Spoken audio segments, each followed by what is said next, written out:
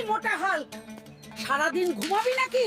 জলদি ওঠ, জঙ্গল থেকে একটা বাঘ ধরে আন। নানি, আবার বাঘ? এই হাল্ক, আজ বিকেলে কোথায় যাচ্ছ?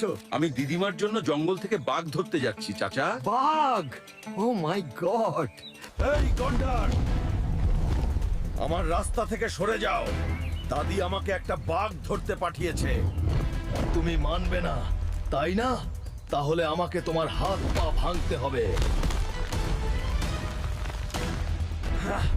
অবশেষে ভালুক পরাজিত হয়েছে। এই তো, আমি তোমাকে খুঁজে পেয়েছি বাঘ। আমি তোমাকে এখন ছাড়বো না। আমি তোকে বাড়ি নিয়ে যাবই, যাই হোক না কেন।